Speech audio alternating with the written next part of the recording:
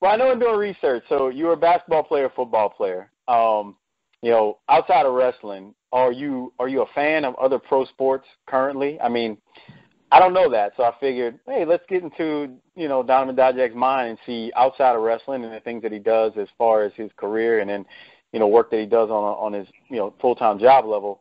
Are you a fan of any teams? If so, who are they? Yeah, so when I was in college, I was actually recruited by some college football teams. I was recruited by Boston College, Syracuse, the University of Massachusetts. I ended up going to the University of Massachusetts to play football for a year. But for whatever reason around here, college football isn't big. Like, nobody cares that much, probably because they're not that good. But our pro sports teams are at least in recent years, very successful. So that's what's always been big around here. And even, honestly, before they were successful. Like, I remember back when I was a kid, pro sports was a big thing, even though they all stunk. But, yeah, we've supported them regardless. I've always been a huge Patriots fan. More recently, especially when I was a kid and then through my teenage years and into college, I was a big Red Sox and Celtics fan, which is very difficult now that I'm a pro wrestler. It's hard to follow the because that's kind of like a time filler sport. Like, every day at 7 p.m., like, you got something, you go sit down and go. Now every day at 7 p.m. I'm training or lifting or doing something, so I don't have much time for the Celtics and the Red Sox anymore. The Bruins I was never a huge fan of. I don't know, ice hockey just never really clicked with me. Probably because I'm terrible at skating. But yeah, the Patriots are definitely something. Even though I still have shows on Sundays, I can find time to either watch it on my phone. Once a week is something I can commit to pretty easily. So I've always been a huge Patriots fan, and now that I'm a pro wrestler and that kind of envelops my life, that's the one team that I can really stick with.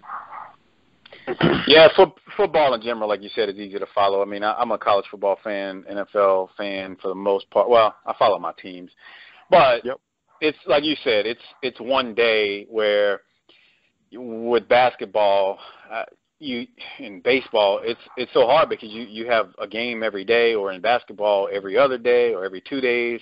Sometimes you have back-to-backs. It's just really hard to fill that time slot, to set that time aside.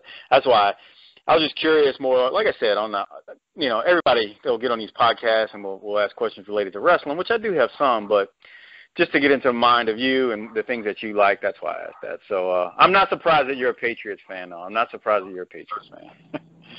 You're from that area. So what did you think about the whole Tom Brady and the deflated balls conspiracy theory? If I can ask. Yeah, it's definitely a dual-sided coin. To me, I feel like he probably, first of all, to me that seems like a rule that's like kind of stupid. Like, if I had to guess, I would guess that he was aware of it. He probably didn't know like exactly what it was, and he probably knew that he was breaking it. But it's almost one of those rules that like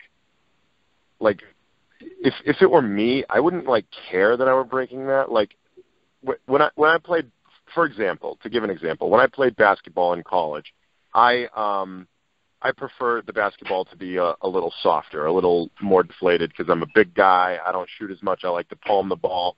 And I wasn't like the best player on my team, so I didn't get to make that call. But if I were, I'd probably deflate the ball to my liking.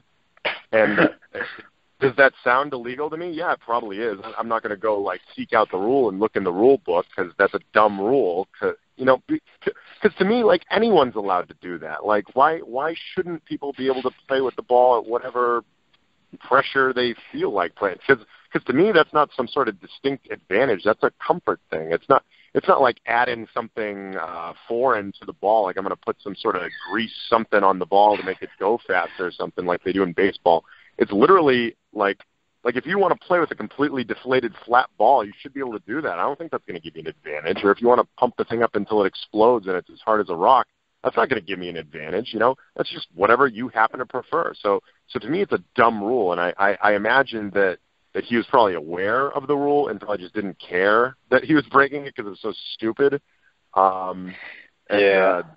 that being said, I can't speak to the cover-up aspects of it. I don't know what happened in everybody's mind in that portion of the proceedings, but yeah, as far as it goes in terms of like the moral value of it, I think people are completely over, and I'm trying to stay as unbiased as possible. Like yes, I'm a huge Patriots fan, and I try to.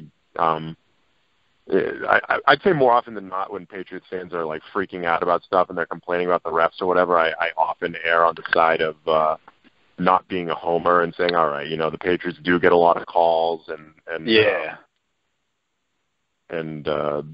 You know, so I try to make sure that I'm not a homer in that sense. But when I really take a step back and kind of look at this situation from a former player's perspective, to me it just seems silly, you know. Like it seems silly that it occurred in the first place. Like I get that it did, and I get that he broke the rules and whatever. But even if that's a rule that's broken, it should be like a fine or something. Like it's not like he destroyed the integrity of the game. Like it's a ball that was like kind of flat. Like I don't to me that's not cheating. Like Spygate is cheating. Spygate, they cheated. They recorded other teams while they were practicing. That to me that's like we know this rule and we're going to cheat and do it anyway. Okay, now fine them. Now take away the game. Take away the draft. Right. Like, you know, all that stuff. But like deflating a ball, that's like a personal preference thing to me.